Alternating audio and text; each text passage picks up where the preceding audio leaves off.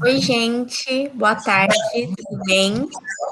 Bom, nós estamos dando início à primeira palestra do ano, oferecida pelo Centro Acadêmico. O tema da palestra de hoje é Carreiras Jurídicas pelo Prisma do Direito Constitucional, e ela será ministrada pelo professor Roberto Bahia. Então, agora eu vou passar um breve resumo do currículo do professor para vocês. O professor Roberto Bahia é graduado em Direito pela Faculdade de Direito de São Bernardo do Campo.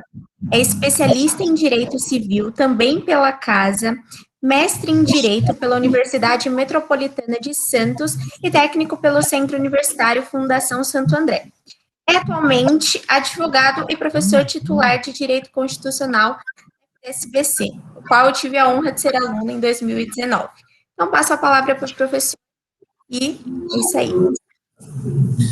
Muito bem. Boa tarde a todos os presentes que estão aqui assistindo essa palestra. É um prazer, é uma honra estar participando da abertura dessas palestras, serão certamente muito interessantes. Agradeço às alunas Beatriz e Letícia pelo convite realizado pelo Centro Acadêmico, cumprimento o Lindenberg pelo apoio que ele está dando aqui a essa apresentação. Ela só serve de dizer que eu sou formado na faculdade em 1984, né? Olha, o século passado lá atrás. São 35 anos de advocacia e 20 de magistério, né? Eu gosto sempre de ressaltar isso porque são duas profissões e atividades que eu prezo muito. Muito recebi o convite para falar sobre carreiras jurídicas. Eu achei interessante fazer primeiro uma contextualização, né? Se vocês pensarem bem, esse boom das carreiras jurídicas, esse grande interesse que surgiu sobre essas carreiras, colocando o curso bacharel em Direito em evidência, se deu após a Constituição de 1988. E por que isso? Se nós lembrarmos, né, logo no início da nossa Constituição, o seu preâmbulo, nós sabemos que o preâmbulo da Constituição ela não tem uma função normativa, ela não cria direitos e obrigações, mas ela traz para nós algo muito importante, né? Ela é como uma bula de um remédio, ela é um farol que ilumina o sistema, então nós passamos a conhecer o Estado brasileiro a partir desse preâmbulo. E diz ele, nós, representantes do povo brasileiro, reunidos em Assembleia Nacional Constituinte, para instituir um Estado democrático desse direito, Estado democrático destinado a assegurar o exercício dos direitos sociais, individuais, a liberdade, a segurança, o bem-estar, o desenvolvimento, a igualdade e a justiça, como valores supremos de uma sociedade fraterna, pluralista e sem preconceitos, fundada na harmonia social e comprometida na ordem interna e internacional, com a solução pacífica das controvérsias, promulgamos sob a proteção de Deus a seguinte Constituição da República Federativa do Brasil. Então, na leitura desse preâmbulo, a gente já percebe uma diferença muito grande do sistema constitucional anterior, né? Do sistema de repressão, né, contido lá na época do regime militar, a Constituição de 67, a emenda número 1 de 69. É claro que, nesse período, as profissões jurídicas, elas estavam em baixa, né? Não tinha muita procura em relação a essas atividades. Muito bem. A nossa Constituição, né, além de deixar claro, nesse preâmbulo, como eu disse, ele tem só a finalidade de mostrar para nós o conteúdo da Constituição. Logo no seu título 2, com o Estado de Direitos e Garantias Fundamentais, vocês já sabem, os que já estão durante o curso, os que estão ingressando, estudarão isso certamente com a professora Denise, que os destinatários dos direitos fundamentais são todos, né? Brasileiros e residentes no país. Nossa Constituição ela é bem ampla nesse ponto, de aceitar todo mundo com esse destinatário. E entre os vários direitos que a Constituição assegura, diz lá no inciso 35, a lei não excluirá da apreciação do poder judiciário lesão ou ameaça de direito. Veja que importante, né? Então, a Constituição já vem falar para nós, olha, é livre acesso ao Poder Judiciário. Olha, não pode o legislador infraconstitucional ficar criando condições, né, de descontagem administrativa, outra coisa, para que você não tenha esse acesso. Então, o inciso 53, 57, uma série de direitos e garantias, né, juntas, que são importantes, porque falam do devido processo legal. Olha, não se pode falar no Estado democrático de direito sem que exista esses princípios de devido processo legal, o contraditório, a autodefesa, a presunção de inocência, né? E o 74 ele completa, né? Está aí dizendo: o Estado prestará assistência jurídica integral e gratuita aos que comprovarem insuficiência de recursos. E aqui também é um ponto interessante, né? Mudou-se o conceito. Antes não se falava em assistência jurídica, mas assistência judiciária. O que as constituições anteriores se preocupavam era realmente apenas com um processo. Olha, vamos dar uma defesa lá, né? Aquele réu que não tem condições, principalmente na área criminal. Outra questão, o Feio falou, assistência jurídica integral e gratuita, ela disse o seguinte: não só a defesa no processo, a propositura das ações necessárias, mas também a orientação jurídica, evitar o processo, né? Dar acesso à sociedade, ter dúvidas sobre questões processuais, sobre contratos que vão firmar, né? Então, isso foi um passo extremamente importante que a Constituição deu a partir dessa ampliação. Muito bem. Então, esse pano de fundo que eu coloquei para vocês é para que a gente possa entrar, então, para falar das profissões, né? Então, vocês perceberam que o texto de 88, ele foi animador, né? Ele fez com que surgisse um interesse diferente pelas carreiras jurídicas, né? E é claro que a gente começa pela advocacia. E a advocacia, ela ganhou um status interessante nesse texto constitucional. Ela foi colocada no título do Poder Judiciário, foi colocada como função essencial à justiça, né? Diz lá o artigo 133, o advogado é dispensável a administração de justiça sem que invioláveis seus atos e manifestações no exercício da profissão e nos limites da lei. E aqui, meus amigos, nós já paramos para conversar sobre uma das belas profissões que existe. A advocacia é um sacerdócio, né? A advocacia é uma profissão apaixonante. Mais de 30 anos de advocacia e eu não paro de aprender. Mais de 30 anos de advocacia e as situações se renovam, a gente está sempre estudando, né? Sempre feito coisa nova. Não há rotina para o advogado, né? É claro que é uma profissão extremamente desgastante, nem sempre o seu cliente traz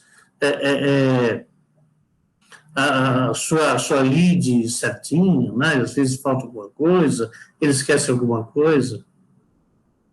Mas certamente a advocacia é uma das profissões mais belas que existe. Como eu disse, ao longo desses 30 e poucos anos de advocacia, e eu tive ainda o privilégio de, a partir do 4º ano da faculdade, eu comecei a fazer estágio, né? Porque era difícil assim, conseguir estágio nos anos 80. Era muito complicado, tinha pouca oferta de estágio. Então, eu fui estagiário durante 7 meses de uma empresa de engenharia em São Paulo, uma empresa italiana, né? Que tinha um departamento jurídico interno, né? E aí precisava de estagiários, mas o estágio na empresa privada não era uma coisa muito interessante, era sempre a mesma situação, era o devedor da empresa que não pagava, eles assinavam um contrato ou outro, então não tinha lá muita emoção. E no 5º ano eu fui convidado pelo professor Eduardo Bottalo, que era o nosso professor de prática civil, né, Bottalo, nessa época, em 1983, 84. Eu passei a fazer estágio no escritório dele, né, aqui em Santo André mesmo. E nesse escritório eu permaneci por 12 anos, como estagiário e depois como advogado, né? Foi realmente uma lição muito grande, aprendi muita coisa nesse período advogando com ele. O Botal tinha uma advocacia voltada à empresa, tributário, né? Uma advocacia que até hoje eu mantenho a minha também. E lá para os anos 90 e pouco, né? Eu criei coragem e montei o meu próprio escritório, que eu mantenho até hoje. Um escritório pequeno, um escritório que procura fazer as coisas de forma mais artesanal, até porque eu divido muito meu tempo com o magistério, que também gosto muito dessa atividade. Mas eu digo que a advocacia é uma boa escolha, né? Até porque vocês vão ver, vamos falar das outras atividades jurídicas, grande parte delas exige um período, né, não necessariamente de advocacia, mas de prestação de atividade jurídica, né? E claro que a melhor delas é a advocacia, onde você vai aprender mais, você vai aprender a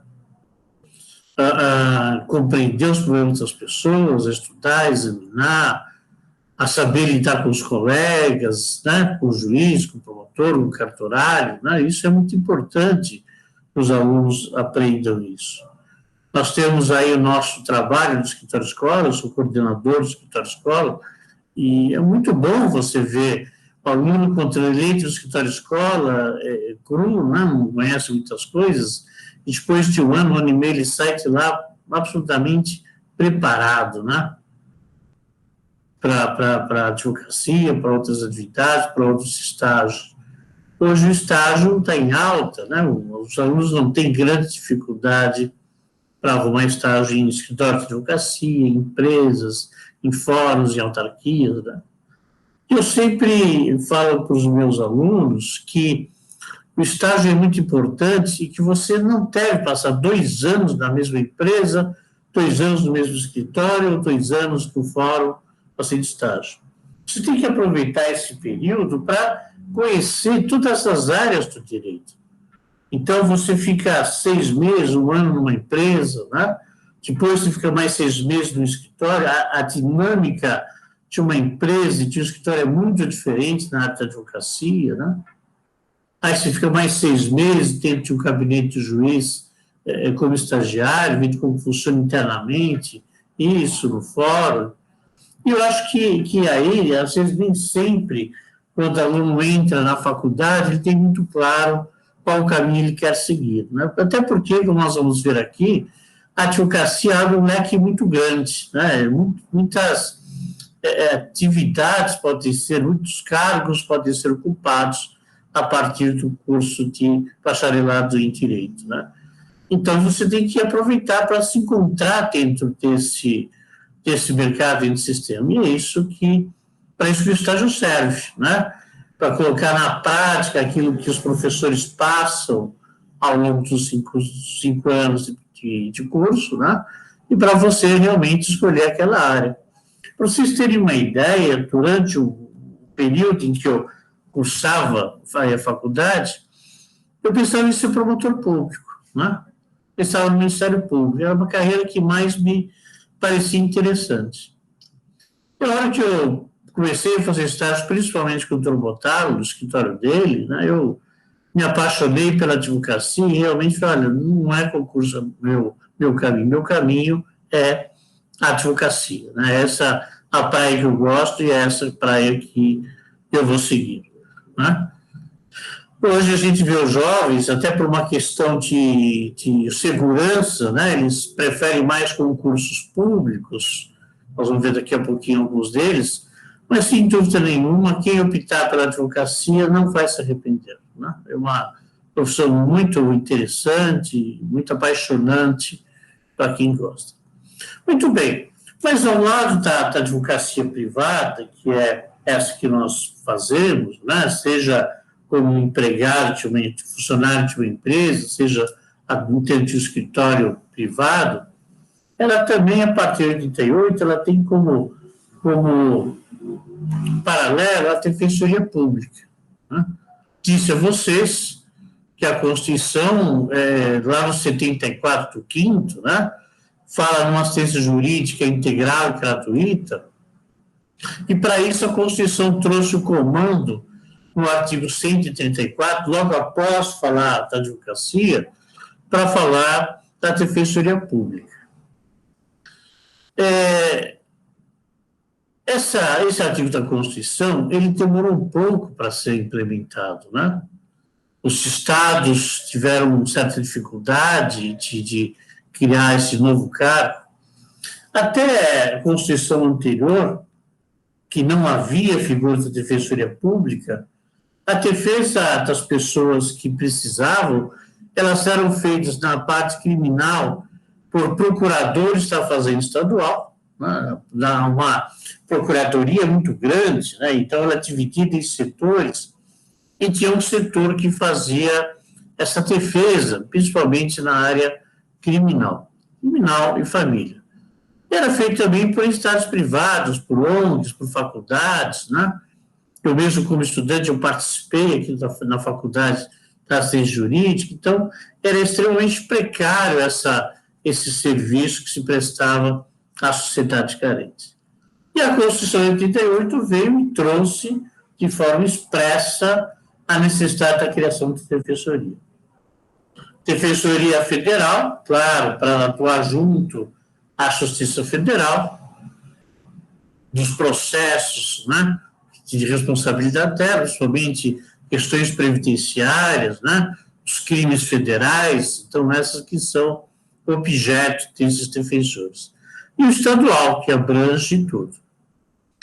A cada Estado-membro, a partir do Comando Constitucional, ele teve um prazo, né, para criar a sua Defensoria Pública.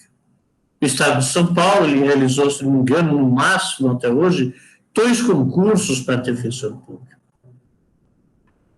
Muito pouco. Na realidade, o ideal, o necessário, seria que cada comarca do Estado de São Paulo tivesse o seu quadro de defensor público, né? Mas a gente sabe que isso não é assim que funciona. Na realidade, o Estado de São Paulo, ele resolve, né, esse problema da falta de defensor público com convênio com a Ordem dos Advogados do Brasil. Ou seja, existe uma tabela de honorários que o Estado, através da defensoria, paga para que advogados privados prestem esse tipo de atividade à sociedade. E aí é uma coisa complicada, né? Primeiro, porque a OAB ela não faz uma seleção desses advogados para serem conveniados para prestar esse tipo de atividade. Na realidade, a início de cada ano, as subseções abrem inscrição e os advogados se habilitam naquela comarca e vai prestando essa atividade. Conheço colegas que são apaixonados por isso, já estão há mais de 20 anos já trabalhando nesse tipo de sistema, mas muitas vezes o advogado, quando acaba de se formar, né, que não tem muita prática, que está aí, né, meio perdido, ele acaba pegando esse tipo de atividades, né, do convênio da OAB e não dando atenção necessária a essas pessoas carentes que devem ter isso. Primeiro porque muitos não têm ainda a prática necessária. Por isso que eu acho que esse convênio da OAB, com o Estado de São Paulo, deveria ter um processo de seleção. Não é apenas se inscrever, precisa fazer uma seleção para ver se ele está apto ou não. E segundo, o grande problema desse convênio com a OAB é que o valor que o Estado paga pelas ações é um valor muito pequeno, muito baixo, né, aviltante em relação ao serviço prestado pelo advogado, né? Então, na realidade, isso precisaria ser revisto, precisaria ser repensado, né, tanto por parte do Estado como da própria OAB, para que tornasse esse serviço, né, mais favorável à sua finalidade, que é dar assistência jurídica integral às pessoas que necessitam. Ser defensor público é uma ótima atividade, né? Defensor público é aquela pessoa que realmente vai estar à frente das questões das pessoas que são carentes, seja na área de direito de família, né? Seja nas demais áreas de direito, no direito penal. Né? É muito importante o defensor público. Uma carreira muito interessante. E, como eu disse, o grande problema é que falta a realização de concurso público para se preencher as vagas que são várias. Né? O Estado de São Paulo tem uma quantidade extremamente pequena de defensor público concursado pelo Estado. Então, a opção aí parar para rever. Às vezes eu tive, olha, no Estado não cria mais cargos de defensor, porque isso não dá voto, né? Criar, aparelhar a defensoria pública não dá voto, além do que o maior réu no fórum é o próprio Estado, né? Então, não há muito interesse por parte do poder público de criar mais cargos de defensoria pública, instalar realmente uma defensoria pública em cada comarca.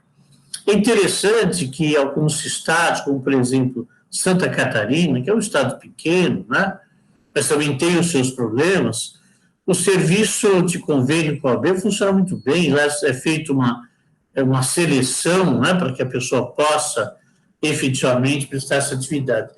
E uma ação direta de inconstitucionalidade, uma ação de arguição de cumprimento, obrigou que o Estado de Santa Catarina criasse a Defensoria Pública. Né? Dizendo, olha, o convênio é bom, mas ele não supre o comando constitucional. A Constituição manda, determina que seja pessoas concursadas, né, para o Estado para desempenhar essa atividade. Então, eu acho que é uma boa opção para vocês. Né? A Defensoria aqui do ABC, São Bernardo, Diadema, ela tem os seus cargos de estagiário, às vezes aparecem os processos seletivos para isso, então, para quem gosta, é uma opção, né? Como também é opção o estágio na nossa faculdade, que tem esse serviço de prestar assistência carente. A grande diferença, né, é que se você fizer na defensoria mesmo, você vai estar mais perto daquilo que é a dificuldade que a defensoria tem, né? Nós, lá no escritório de escola, nós temos toda uma estrutura montada, direitinho, né? Então a gente certamente não sofre tanto como a defensoria pública do Estado, que sofre na quantidade de processos, né? O número de defensores e na necessidade que a sociedade sempre acaba passando para nós. E é claro, né, o cargo da magistratura. Constituição Federal, ela traz para nós aí, no seu título, capítulo 3º, né, a magistratura, Poder Judiciário. E traz 92 quais são os órgãos que o compõem. Então, se fala em Justiça Federal, Justiça Eleitoral, Justiça Militar, Justiça do Trabalho, Justiça Estadual. Cada uma dessas justiças, elas são autônomas, né? Ou seja, eu vou escolher se eu quero prestar concurso para juiz do trabalho, se eu quero prestar concurso para o juiz estadual, se eu quero prestar concurso para juiz estadual, trabalho. Cada um deles eu vou escolher qual o tribunal, qual órgão que eu vou querer me carregar. O artigo 93 é interessante para quem pretende seguir a magistratura, porque ela traz os princípios, né? Como que funciona a vida do magistrado. A forma de ingresso por concurso público a partir feito pelo Tribunal de Justiça, próprio tribunal que necessita daquela pessoa, um concurso público que é acompanhado pela Ordem dos Advogados do Brasil, sempre há advogados participando da banca do concurso, para dar lisura, né, para dar transparência, para que não seja o próprio tribunal que escolhe os seus pares. Né? O jovem ingressa lá como juiz substituto, e depois, ao longo da sua carreira, ele vai ter uma progressão de entrância para entrância, né? Depois da reforma da emenda 45 de 2004, ficaram apenas 3 entrâncias, inicial, intermediária e final, né? Então, é interessante que a carreira do juiz não é uma carreira estática como a carreira do servidor público normal, uma carreira que ela tem uma progressão, né? E vocês vão ver nesse artigo 93 que a progressão se dá por 2 critérios, né? A antiguidade, ou seja, o tempo que você tem em cada entrância, e o merecimento. O que é o merecimento? O merecimento é o juiz que é pontual, o juiz que cumpre a sua pauta, que não tem punição, etc, etc, né? Então, isso é muito interessante. A emenda 45 de 2004, ela trouxe uma novidade nesse artigo 92, que é dizer o seguinte, olha, o ingresso na carreira, né, ou a aprovação no concurso para magistrado, depende da comprovação de 3 anos de exercício de atividade jurídica, né? O texto, até leio para vocês para ficar fiel ao texto colocado pelo Constituinte, né?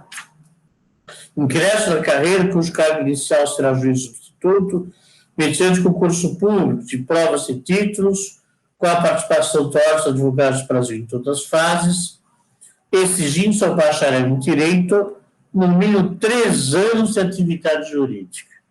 O pertencente às nomeações, a ordem de ter classificação. Então, essa inovação que a emenda 45 trouxe foi muito interessante, né? Na realidade, durante as discussões da emenda 45, a ideia era que fosse 3 anos de exercício de advocacia, né? Quem tivesse 3 anos aí, trabalhar com advogado, né? Para saber efetivamente como funciona o outro lado do balcão, os problemas que o advogado tem, atender as partes, né? As questões que envolvem os cartórios, né? As audiências como representante de parte, que é diferente de ser juiz, né? Então, a ideia era essa, mas acabou passando algo mais aberto, né? Que é essas atividades jurídicas, que também podem ser uma série de outras funções aí praticadas por esse bacharel em direito. Já a fiz os navegantes, que a única atividade que não vale é de estágio, né? Estagiário não conta, evidentemente, prazo ou comprovação desse prazo de 3 anos, tá? Mas é muito importante.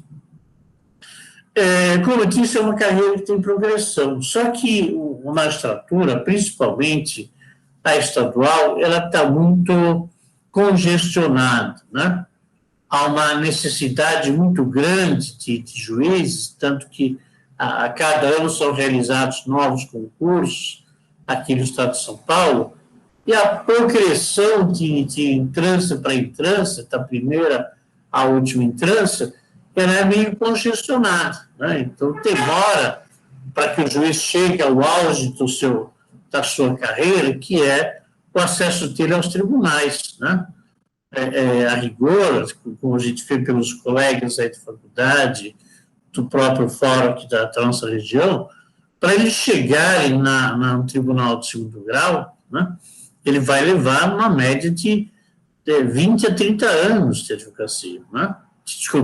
De magistratura.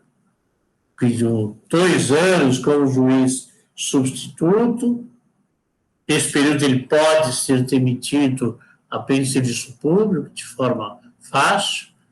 Depois que adquire a vitaliciedade, ele só pode ser demitido por sentença judicial transitada e julgada, ele fica vitalício, e aí ele vai passando dessas entrâncias por entrância até efetivamente chegar a essa parte final. É uma profissão muito bonita, muito interessante, mas certamente extremamente sacrificada também, né? A magistratura, principalmente estadual, até, como eu disse, até pela falta de estrutura que os fóruns têm, falta serventuário, falta um montão de coisa, e do patrulhamento que o juiz tem a partir da criação do Conselho Nacional de Justiça, ele está preso a planilhas, ele tem um número mínimo de julgados, sentenças a ser proferida, né? Então, ele fica com uma vida um tanto quanto sacrificada, né? Eu digo que a magistratura é igual a advocacia, aguenta o rojão aquele que realmente é vocacionado, né? Você, vou ser magistrado para ter uma vida boa, né? Eu acho muito complicado. Na magistratura, você efetivamente tem um bom período aí que você vai trabalhar muito, né? Trabalha muito. Mas é uma linda profissão. Eu destaquei aqui entre o quinto constitucional, que é uma situação interessante, está lá no artigo 94, que é aquilo que determina que um quinto dos cargos dos tribunais de segundo grau e terceiro serão preenchidos por advogados e membros do Ministério Público, né? Ou seja, eu posso, sei lá, a Constituição fala em 10 anos de atividade, né? Então, eu posso, com 15 anos de advocacia, ser chamado, ser escolhido aí pela OAB, depois referendado pelo tribunal, para passar a integrar os tribunais de segundo grau, né? A situação então, abriu uma vaga numa Câmara para esse quinto constitucional. Ordens de advogados, ele publica o edital, que é a abertura dessa vaga do quinto constitucional. Todos os advogados que preenchem os requisitos, ou seja, mais de 10 anos de atividade, mais de 35 anos, notáveis a jurídico, a reputação limpada, eles se inscrevem nessa lista criada pela Ordem dos Advogados, e a OAB vai fazendo uma série de peneiras, né, de estudos sobre as partes, de entrevistas, de seleção, até chegar a 6 nomes, né, que manda ao tribunal. E desses 6 nomes, o tribunal reduz a 3, e desses 3, quem escolhe qual será o novo desembargador é o chefe do executivo. Então, no caso das justiças estaduais, quem escolhe é o governador do Estado. E no caso das justiças federais, todas aquelas organizadas pela União Federal, quem escolhe é o presidente da República, né? Então, é uma outra possibilidade que se existe. Olha, eu estou advogando, eu tenho um certo renome já na minha área, eu tenho vários estudos, eu escrevo, né? Então, se eu me achar apto a buscar essa alternativa, eu posso aí me inscrever e, se eu não, ter êxito nessa escolha para o quinto constitucional. Ingressou pelo quinto constitucional, deixa de ser advogado e já entra no Tribunal de Segundo Grau vitaliciado, né? Então, às vezes, se tem uma certa resistência dos tribunais, de certa forma, uma razão, afinal de contas, esse advogado que foi pelo quinto, ele não passou por tudo aquilo que o juiz de carreira passou, por entrância para entrância, né? Até chegar ao tribunal, mas o critério é outro, né? A ideia do quinto constitucional não é dar emprego para advogado, né?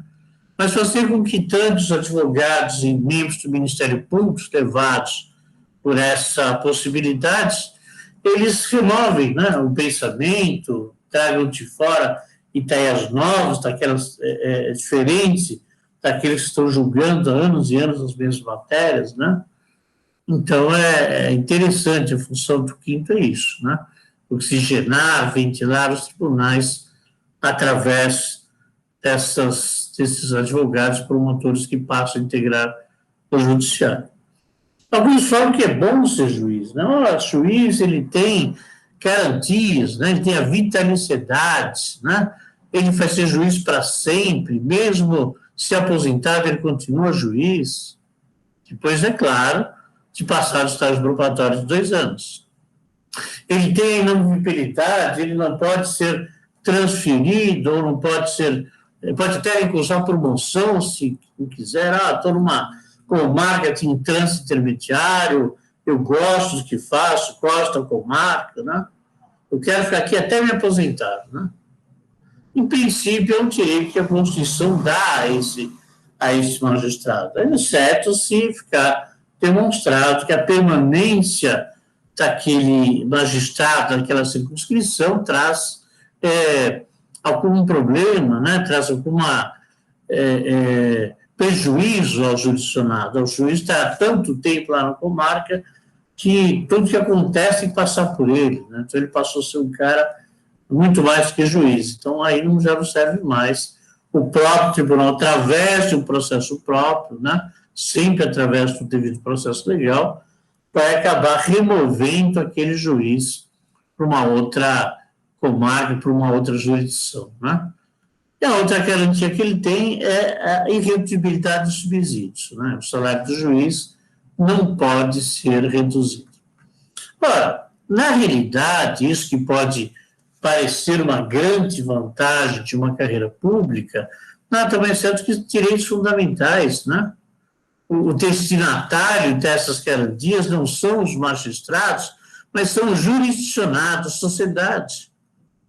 É através dessas garantias, né, que o juiz pode julgar contra o seu empregador Estado, que ele não vai perder emprego, que ele pode julgar contra o empregador Estado, que ele não vai ser transferido para outro lugar como punição, porque julgou contra, ou porque tem uma indenização grande a uma parte, vão rebaixar o salário dele para cobrir essa indenização, né? Então, essas garantias que parecem privilégios de uma carreira, na realidade, não são, né? São situações próprias que favorecem a própria sociedade. Estamos ainda falando do livre acesso ao Poder Judiciário, né? Muito bem, quais são os requisitos para prestar concurso para a magistratura? Todos os ramos da magistratura. Ser brasileiro, né? E a Constituição, nesse ponto, ela não exige brasileiro nato. Tanto pode ser brasileiro nato como naturalizado. A Constituição tem uma única exceção de cargo de magistrado que precisa ser brasileiro nato, que é ministro do Supremo Tribunal Federal. O artigo 101 da Constituição, em consonância com o artigo 12, que é o artigo que fala das nacionalidades, né? Esse artigo 12 diz que o cargo de ministro do Supremo Tribunal Federal é reservado a brasileiros natos, né?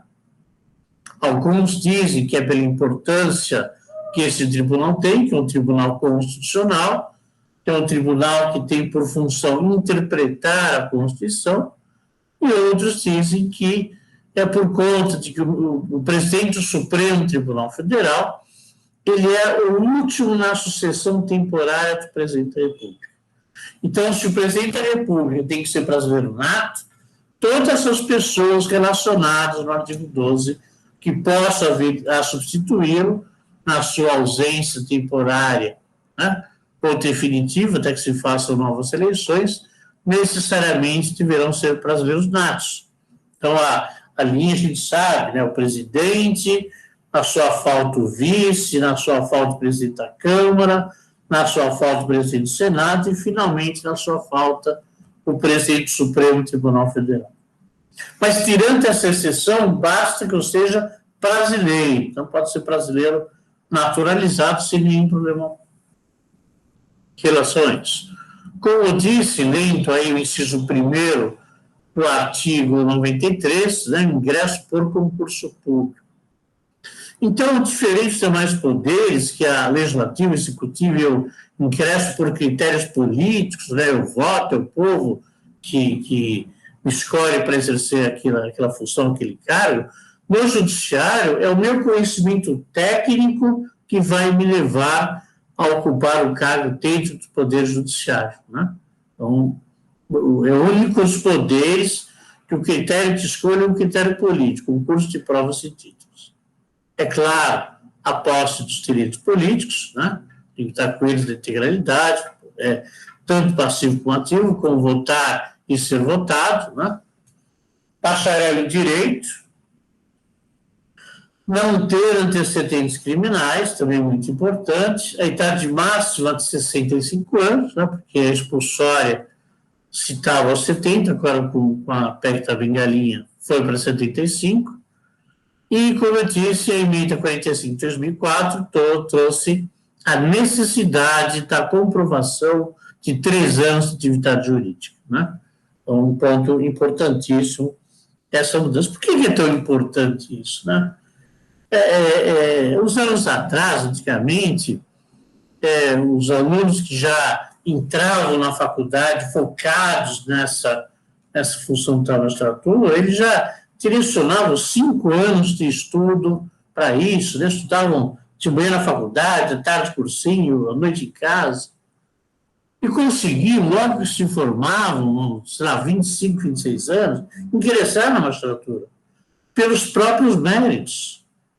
Mas eram pessoas tecnicamente muito bem preparadas, mas pessoas que não tinham a vivência dentro do poder judiciário. E isso trazia, né, muitos problemas principalmente de relacionamento entre juiz, cartório, partes, né? Então, se entendeu que é necessário essa vivência de carreira jurídica e atividade jurídica, né? Cada edital vai dizer quais são as carreiras que podem ser colocadas, podem ser comprovadas para suprir esse prazo de 3 anos colocados, né? Quando nós falamos da justiça, esses requisitos, na realidade, eles servem para quase todos os órgãos do judiciário. Do Estado, né? Do trabalho, que mais? A federal, normal, né? O militar, que é um pouquinho diferente. Mas a única diferença de todos é a justiça eleitoral. A justiça eleitoral ela não tem concurso para juízes, né? A justiça eleitoral é uma justiça que pega emprestado juízes de outros órgãos para exercer de forma concomitante a função de juiz eleitoral. Então, o juiz eleitoral de primeiro grau é o juiz da comarca, né? Seja da área civil, criminal, família, fazenda, né? Ele vai exercer em concomitância esses 2 cargos, né? Há também os tribunais regionais, que são tribunais que são formados por desembargadores federais, desembargadores estaduais, né? Juízes federais, juízes estaduais e advogados pelo 5º constitucional, né? Então, o advogado ele pode participar da justiça eleitoral no 2º grau, nos tribunais regionais eleitorais e no Tribunal Superior Eleitoral. E aí também entra uma questão interessante.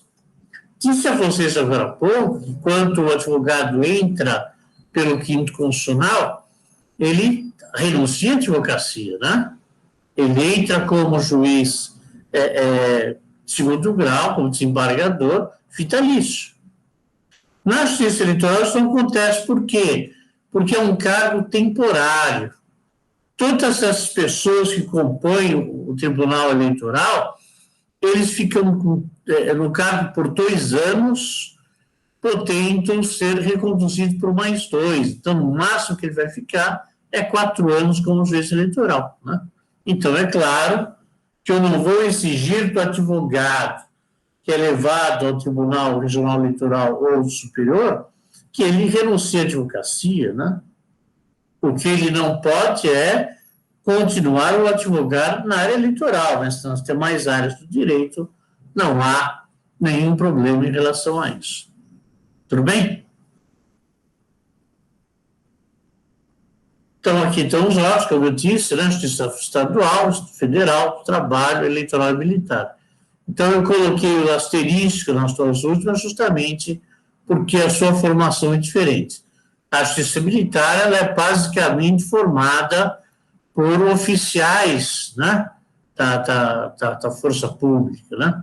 Nós temos aqui em São Paulo, alguns estados não, mas São Paulo ainda nós temos a Justiça Estadual Militar, que é quem julga os crimes dos policiais militares, e a Justiça Federal Militar, que é a que cuida da questão disciplinar das 3 Forças Armadas. Então, essa justiça também tem uma formação diferenciada. Agora, a estadual, a federal do trabalho, o concurso segue aquelas regras que nós também colocamos. Tem um outro cargo de juiz, o professor não falou, e o juiz que faz o casamento, o juiz de paz, né? O juiz de paz, por incrível que pareça, ele pertence também ao Poder Judiciário, mas necessariamente ele não tem, não precisa preencher os requisitos, né? Ele não é concursado, ele é eleito pela comunidade, né? O juiz de paz é uma figura que já está assumindo, os grandes estados já não tem mais essa figura, é o oficial de cartório de registro que acaba aí realizando os casamentos, né? Mas aí no Norte e Nordeste uma figura ainda importante, o juiz de paz, né? Tá? O Ministério Público. O Ministério Público é muito interessante. O Ministério Público ele é um órgão que, durante as constituições anteriores, ele ora pertenceu ao Legislativo, ora pertenceu ao Judiciário, ora pertenceu ao Poder Executivo. Na última Constituição, a emenda número 1 de 69, ele passou a integrar o Poder Executivo, né?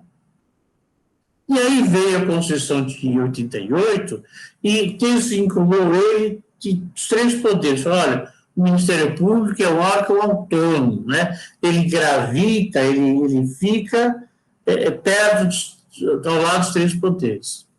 E como eu constei aí da apresentação, né? Alguns eu denominam até de 4º poder, né? Eles vão achar doutrinadores que sustentam essa ideia de 4º poder, que, ao meu ver, é algo equivocado, né? Se efetivamente o Constituinte quisesse, né, que ele fosse 4º poder, não haveria nenhum problema de mudar o artigo 2º da Constituição e colocar, são poderes da União, independência harmônica entre si, Legislativo, Executivo, Judiciário e Ministério Público. Mas não foi essa a intenção. A intenção foi justamente deixar ele como órgão autônomo, e como órgão autônomo ele exercer essa sua função, né? Que é uma função extremamente importante voltada para a sociedade. O Ministério Público ele ganhou um status muito grande a partir de 88, né? E o próprio artigo 127, que eu fiz questão de colocar o seu caput, ele mostra essa nova dimensão, né? O Ministério Público é instituição permanente e essencial à função jurisdicional do Estado, incumbindo-lhe a defesa da ordem jurídica, do regime democrático, dos interesses sociais e individuais indisponíveis. Então, vejo que papel relevante, né? Ele vai cuidar de fiscalizar a ordem jurídica, né? É claro que ele não perdeu a sua vocação de acusador na ação penal pública, né? Ele continua exercendo esse papel, mas não é mais só esse, né? O artigo 129, que eu só destaquei aqui um papel dele, ele trouxe uma série de novas competências ao Ministério Público. Eu destaquei aquela que é novidade, né? Que é a questão do inquérito civil público, que ele passou a ser exclusivo do Ministério Público, só o Ministério Público pode propor inquérito civil público, e também deu a ele a possibilidade, né, de propor ação civil pública, e não mais de forma exclusiva, mas concorrente com as demais entidades, né, que tem essa legitimação que constata a lei de 85, que é a lei que rege a ação civil pública. Então, as associações, né, partidos políticos, etc., todas essas estão legitimadas para a ação civil pública. Mas a dimensão que isso trouxe ao Ministério Público é muito importante, né? Então, ele ganhou um destaque muito forte da Constituição de 88 nesse ponto. E os requisitos são basicamente os mesmos, né? Na realidade, sempre magistratura e Ministério Público, eles andam juntos, né, em termos de requisitos, ser brasileiro, aí não necessitado de Senato, ingresso para o concurso público, também se exigindo os 3 anos de atividade jurídica, também tento a participação, né, da Ordem dos Advogados do Brasil em todas as fases desse concurso. Após os direitos políticos, ser bacharel em direito, né, não ter antecedentes criminais, também a idade máxima de 65 anos. Então, os requisitos são iguais, tanto da magistratura como do Ministério Público. Né? Eles são tão juntos que, quando a emenda 45 de 2004 quis criar o tal controle externo sobre a magistratura, que é o Conselho Nacional de Justiça, também criou o mesmo órgão voltado à fiscalização do Ministério Público, o Conselho Nacional do Ministério Público. Né? Então, cada um, a partir da emenda 45, passou a ter um órgão encarregado de planejar, de fiscalizar, né? De exercer o poder de polícia sobre aí os ocupantes dos cargos e dos tribunais e das carreiras do Ministério Público. Né? Então, também é uma ótima carreira a ser seguida pelos bacharéis em Direito. O Ministério Público ele também tem uma série de subdivisões. Né? O Ministério Público da União, ele se divide em Ministério Público Federal, que atua junto à Justiça Federal, de primeiro e segundo grau, Ministério Público do Trabalho, que atua perante a Justiça do Trabalho, militar, perante a Justiça Militar Federal. E além de que o Ministério Público do Distrito Federal dos territórios. Né? Hoje, nós não temos nenhum território, mas a Constituição, como no artigo 19, ela traz a possibilidade da criação de territórios, então, a Constituição teve que trazer também, né, se houver território, haverão representantes do Ministério Público lá. O Distrito Federal, que a gente sabe que ele foi trazido na Constituição de 38, a Constituição de ente federativo, né, e como ente federativo ele é uma mistura de estados e municípios, ou ser meio híbrido, então também tem o seu Ministério Público destacado daqueles que são os Ministérios Públicos estaduais. Cada estado organiza o seu próprio Ministério Público. Cada estado realiza seus concursos, etc., com as mesmas regras colocadas na apresentação anterior. Né? Eu faço essa organização. Eu gostei de coloquei os cargos, porque até às vezes há uma certa dificuldade dos alunos de fazer uma distinção, né, entre quem é quem dentro do Ministério Público. Então, o Ministério Público Federal, o Procurador da República, é o que atua em primeiro grau da Justiça Federal. Então, na Justiça Federal de São Bernardo, Santo André, São Paulo, né, eu sempre vou ter um Procurador da República, membro do Ministério Público, que atua naquele local. Procurador Regional Federal, ele atua perante os tribunais regionais federais, né, segundo grau da Justiça Federal. Subprocurador-Geral da República, são aqueles que estão no auge da sua carreira, que vão atuar nos tribunais superiores. E, às vezes, até por delegação do Procurador-Geral da República, porque ele tem muita atividade, é um só, né? Até perante o Supremo Tribunal Federal, também os subprocuradores serão chamados a atuar. Então, o que vocês percebem? Que no Ministério Público, como na magistratura, a carreira também é uma carreira dinâmica, né? Ele vai entrar com o Ministério Público, é substituto, né? Vai ser vitaliciado após 2 anos no exercício desse cargo, e depois ele vai começar a andar na carreira pelos mesmos critérios da magistratura. A antiguidade, o tempo que ele está naquele cargo e o merecimento, que é o que ele fez. Né? É importante destacar que, nesse ponto do merecimento, tanto a magistratura como o Ministério Público, eles, com a emenda 45 de 2004, o artigo 93, colocou, olha, a frequência cursos, né? Então, se procurou prestigiar aquele membro da magistratura, aquele membro do Ministério Público, que está sempre estudando, que ele está se profissionalizando cada vez mais, né, tendo um conteúdo maior. Então, ele vai ser agraciado com pontos aí por merecimento dentro da sua carreira para que ele possa aí chegar aos cargos mais altos.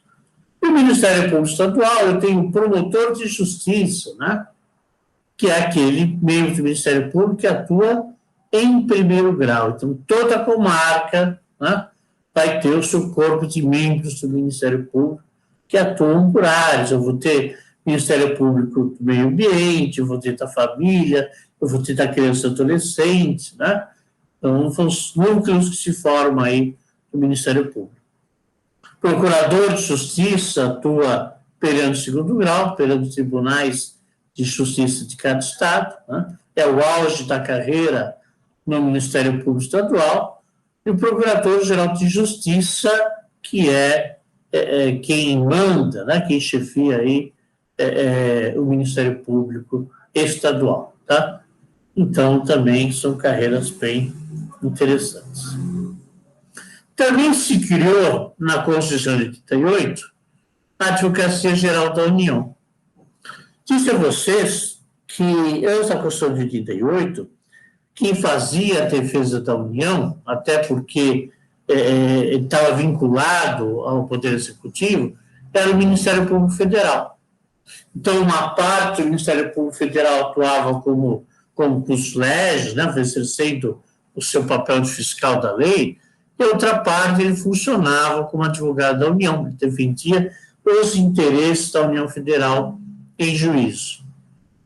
A Constituição, o que ela fez? Como eu disse lá atrás, ela simplesmente desvinculou, separou o Ministério Público do Poder Executivo, né? Deu a ele aquela função de órgão autônomo, órgão independente dos demais três poderes. Então, foi necessário se criar um órgão novo, a novidade do sistema constitucional, que é a Advocacia Geral da União, né? O artigo 131, ele mostra para nós, traz para nós aí esse papel, esses requisitos. Também ingresso por concurso público, mediante concurso público, né? Com todos aqueles requisitos que já vimos, a nacionalidade brasileira, né? E aqui uma novidade, como eu vou ser procurador, eu vou procurar defender os interesses da União, né? Eu preciso ser inscrito no quadro da Ordem dos Advogados. Então, nessa parte aqui, não basta mais apenas ser bacharel em Direito, né? Eu tenho que já ter passado no concurso da OAB, estar devidamente inscrito. Qual que é o papel do advogado-geral da União, da Advocacia Geral da União? O papel é defender a União Federal extrajudicialmente, né? Também ela é dividida em vários setores, né? Eu vou ter advogados da União que vão trabalhar junto à Previdência, o INSS, junto a vários órgãos, né? Vai estar consultoria à Presidência da República, né? Então, abriu-se um leque muito grande dentro da Advocacia Geral da União de áreas que podem ser aí trabalhadas, né? Então, temos colega, por exemplo, que ele é advogado da União junto à Previdência Social, né? Então, ele que responde a todos os processos que se movem contra a Previdência Social pela sociedade. Então, é bem largo o campo de atuação da Advocacia Geral da União. Eu ainda posso trabalhar na Procuradoria-Geral de Fazenda Nacional, né? Essa Procuradoria-Geral de Fazenda Nacional é um outro cargo de procurador, de defensor dos interesses da União, mas já voltado à área tributária, né? É aquele que atua nos processos que envolvem dinheiro, tributo, né? Que atua junto à Justiça Federal, na cobrança dos tributos dos contribuintes, né? Então, é uma carreira à parte que se manteve aí, que já existia e se manteve com essa especialização, atuação nas áreas tributárias.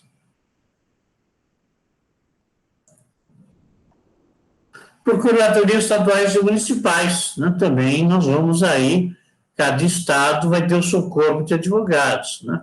Então, a gente toma cuidado. Falando lá atrás que procurador de justiça é membro do Ministério Público de segundo grau. Procurador de Estado são advogados que representam os Estados-membros.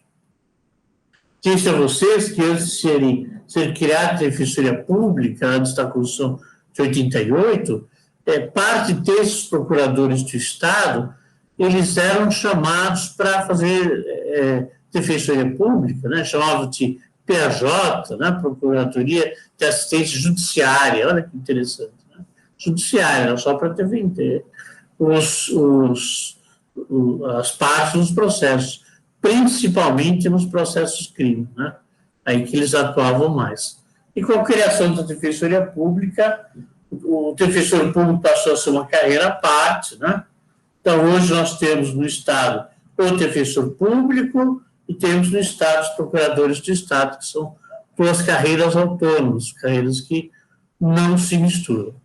E o procurador de Estado, ele vai atuar também, tanto judicialmente como extrajudicialmente, em todas as questões que envolvem o Estado. Também ele vai cobrar os tributos são do Estado, ele vai cuidar da parte patrimonial, da parte de responsabilidade civil do Estado. Então, é uma carreira muito interessante, né? Nós temos aí na faculdade o professor Sérgio, que agora se aposentou, mas ele foi procurador-geral, foi procurador do Estado por muitos anos, né? Chegou a ser até corregedor da Procuradoria, um cargo importante dentro do sistema. E os procuradores municipais, né? Que também, como os procuradores do Estado, ingressam para o concurso público e precisam ser inscritos na OAB. Esses concursos, todos eles, né? Procuradores, Ministério Público, todos eles têm sempre a participação da Ordem dos Advogados. Então, vocês percebem, né, como foi relevante, com o papel relevante que a Ordem recebeu a partir da Constituição de 88. Né?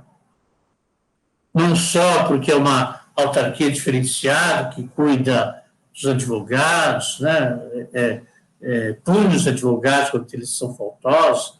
Nós temos a lei infraconstitucional que traz os requisitos, as punições, né, para coibir os erros, mas ele também exerce um papel muito importante. Vocês não encontram destacado na Constituição um papel presente em outros conselhos. Conselho Federal de Medicina, de Odontologia, de Engenharia. Mas a OAB, ela aparece como um parceiro da sociedade civil. Ela participa do concurso dos ingressos, tanto de todos esses cargos voltados aí à parte jurídica, né? Ela é legitimada, através do Conselho Federal, a propor ação direta em inconstitucionalidade. Veja que interessante, né? Ela representa a sociedade civil a partir disso. E também ela participa aí dos conselhos, né? Do Conselho Nacional de Justiça e do Ministério Público. Então, se o advogado foi agraciado, né, a exercer uma atividade essencial à justiça, o mesmo ocorreu com o seu órgão de representação no OAB, que passa a ter parte importante em todas essas atividades ligadas aí ao mundo jurídico. Né? E, por fim, outras profissões também são possíveis, né, a partir do título de bacharel em Direito. Os delegados de polícia, federal e estadual, as pessoas que são vocacionadas, né, alguns alunos que pertencem à força pública, seja militar ou civil, já fazem a faculdade pensando, né, nos concursos para delegado estadual e federal, são ótimos concursos também, né? É claro que eu não vou ficar aqui falando do salário de cada profissão, mas vamos dizer assim, olha, o menor salário que a gente viu de concurso público é de 15, maior chega no máximo a 30, essa faixa mais ou menos dos concursos públicos que vocês vão encontrar como remuneração, né? Então, além dos delegados federais e estaduais, que além de todos os requisitos, exige ainda a pessoa ter o preparo físico, né, porque há um exame voltado a essa verificação, eu certamente não passaria, né? Assessores dos tribunais, o tribunal é muito importante, ele é encarregado, junto com os desembargadores, a preparar os votos, né? O assessor do tribunal é um cargo muito legal também para quem gosta de estudar, né? Para quem gosta de escrever, né? Então, um cargo que vale a pena aí se habilitar. Assessores legislativos, todo poder, seja federal, estadual, municipal, ele tem os seus assessores legislativos para ajudar na redação dos projetos de lei, o seu poder legislativo no seu dia a dia. Tribunal de Contas da União dos Estados também tem caminho para os advogados exercerem, prestarem os seus concursos e trabalharem lá, né? E, finalmente, o que é também a minha paixão, né, que é o magistério, né? O professor realmente é uma área muito, muito boa, né, e muito procurada atualmente, né? Pela última conversa que nós tivemos aqui, aqui da faculdade, né, um dos concursos que está aberto para professor titular da faculdade, nós temos mais de 90 inscritos para uma vaga, né? Então, vocês percebem como que está sendo concorrido esse cargo de professor, né? O magistério é algo que também ganhou bastante relevância. Bem, essa pequena passagem que eu queria dar para vocês ficou extremamente genérico, né? Para que tivesse a possibilidade de passar o máximo possível sobre todas as atividades assentadas no texto constitucional, e eu acho que eu posso, aí, conforme for a regra das meninas, responder algumas questões que forem feitas, se necessário for. Estou à disposição de vocês. Muito obrigado pela paciência, muito obrigado pela audiência.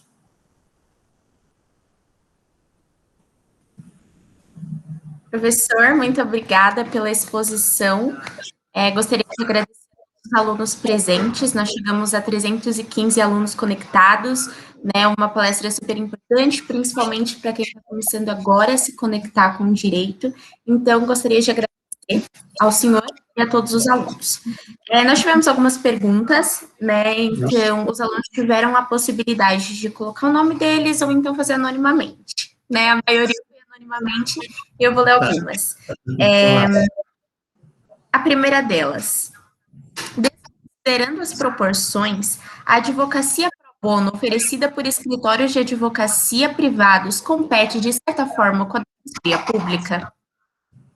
Eu não acho que compete, eu acho que ela complementa, né? Infelizmente, como eu disse, o Estado ele está muito aquém da necessidade, né? Então, os escritórios privados, eles acabam, muitas vezes, fazendo isso. Eu faço muito. Se a pessoa não tem como pagar, eu não tenho essa preocupação. Eu vou ficar longe e pobre porque eu não tenho muita coragem de falar assim, olha, não vou fazer porque você não tem dinheiro para pagar. Então, não vejo como prejudicial, muito pelo contrário. Vejo como uma forma de auxílio ao Estado que se mostra incapaz, né, de suprir essa necessidade. Excelente. A professora Biancasi perguntou: professor, boa noite. O acto do senhor prevê que inteligências artificiais trarão para as carreiras jurídicas, inclusive para o estagiário? Já mudou muito, né? Minha época de estagiário, lá para os anos 80, a gente ficava subindo aqueles degraus lá fora do João Mendes, aqueles andares lá, para retirar processo, levar processo para o escritório, ou se muito podia tirar xerox, pegar filas enormes nas copiadoras que tinham lá dentro do fórum, e hoje a gente vê que o estagiário hoje mal sai do escritório, né? Com os processos eletrônicos ele faz a maior parte do trabalho dentro do escritório. Então, é uma evolução, né? E essa evolução ela tem o seu custo. Mas eu não acho que que vai afetar a área estagiária. O estagiário é sempre uma figura muito importante do escritório. É claro que o advogado ele tem que pôr na cabeça o seguinte: o estagiário é um cara que está para ajudar, mas para aprender. O estagiário não está para ser um ciborgue, né? O estagiário não está para buscar lanche para ele na padaria, né? Para fazer para ser secretário. O estagiário está para aprender e auxiliar naquilo que é atividade. O gostoso de você ver quando o seu estagiário ele já está saindo, está se formando, né? E ele leva uma carga boa. Acho que isso não acaba, não. A evolução foi boa. A gente ficava com dor nas costas de carregar tanto volume de processo, né? Isso para vocês hoje é impensável.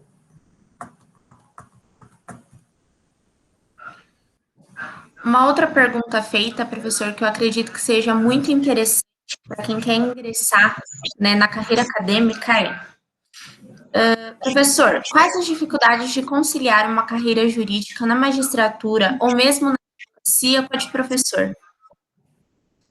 Olha, não há dificuldade, né? Na realidade, quando a Constituição fala das restrições de magistratura no artigo 95, parágrafo único, né? Ele diz que a única atividade que o juiz pode exercer enquanto juiz é um cargo de magistério. E por que a Constituição abre essa brecha? Né? Porque o magistério é bom para o juiz, né? Ele socializa o juiz começa a ter mais contato com pessoas, ele atualiza o juiz, ser professor, você está sempre estudando, sempre aprendendo, os alunos trazem dúvidas que você nem sempre tem uma resposta pronta, você precisa pesquisar. Então, o Tribunal, a Constituição entendeu que é bom para o juiz a conciliação entre magistratura e a profissão de professor, né? Agora, é claro que quando ela coloca o limite de uma atividade, é que ele fica preocupado que o juiz tem aí a pauta dele para dar conta. Disse a vocês que hoje o juiz é um cara patrulhado pelo Conselho Nacional de Justiça, além dos órgãos internos do próprio tribunal. Então, ele tem uma produção para justificar. Então, eu tenho que conciliar as duas, né, para que eu possa aí desempenhar essa atividade. Eu acho que é muito bom, tanto para o juiz, para os alunos, porque tem aula com alguém que tem uma visão diferente do advogado em certas matérias, né, e até para a sociedade, que acaba tendo um juiz mais humanizado, né? Um juiz que tem um convívio diferente daqueles que só judicam, né? E só estudam, só judicam, só vem processo, né?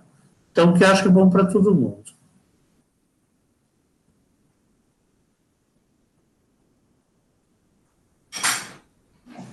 Bom, uma outra pergunta feita pelo Dionísio é análise de antecedentes em concursos públicos. Neles, só se aplica a análise de antecedentes criminais ou algo mais é analisado? Eu perdi a primeira parte, Beatriz, falou aqui o som. Claro, professor, eu repito. O Dionísio pergunta, fala sobre a fase de análise de antecedentes em concursos públicos. Neles, só se aplica a antecedentes criminais ou algo mais é analisado? Na magistratura e no Ministério Público, eles fazem aquela análise social, né? Que é uma análise maior, né, sobre a vida que o advogado, que o candidato levou até aquele momento do concurso. Então, é normal, por exemplo, que o pessoal que está prestando concurso, ele procure os professores para dar cartas de recomendação, que ele procure algum juiz que ele conheça, né? Então, a análise social nesses cargos da magistratura e Ministério Público, principalmente, são bem importantes na confirmação do final do cargo. É uma etapa do concurso, né? Isso está previsto no edital da realização do concurso, né? O criminal ele afasta já de imediato, né? Já aparece o antecedente criminal, de imediato você não consegue, acho que nem concluir a inscrição do concurso. Agora, eles fazem também essa verificação social.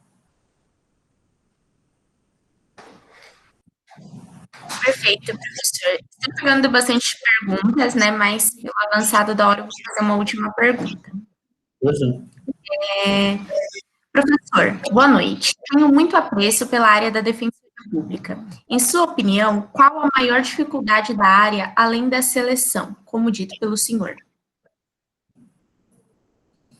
Eu acho que a maior dificuldade é a falta de estrutura, né? Como eu disse, principalmente o Estado de São Paulo, ele não está investindo na defensoria, né?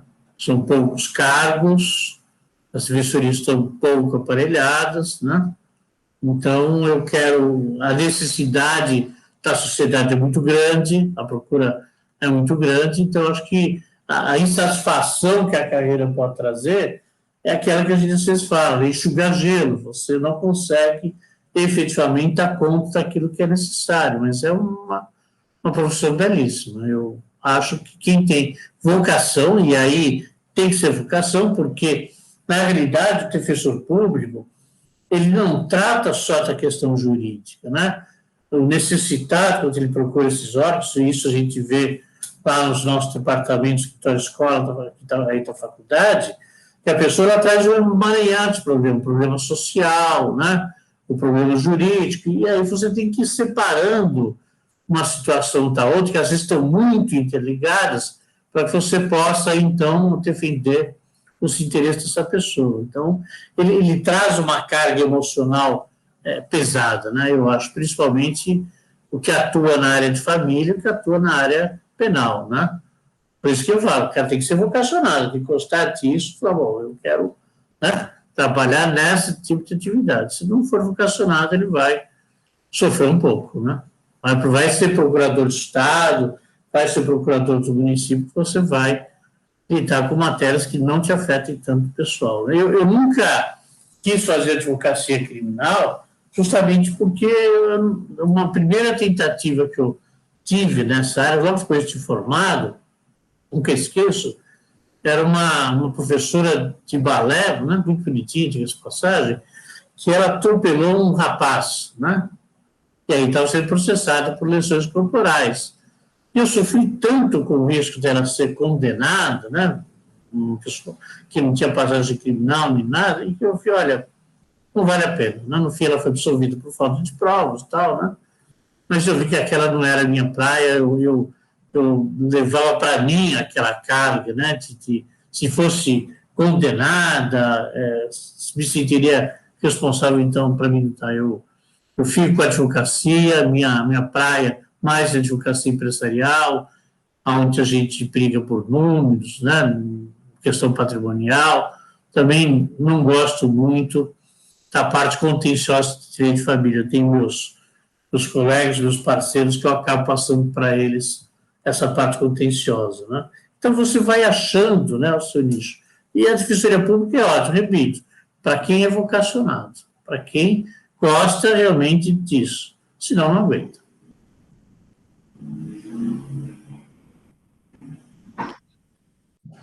Perfeito, professor, muito obrigada. Gostaria de agradecer a sua disponibilidade. Nós temos mais perguntas, mas pelo avançado da hora, sei que já começam as aulas.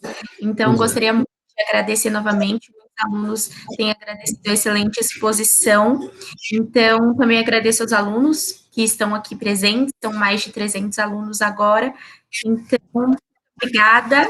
E o Caixa agradece, o Centro Acadêmico agradece.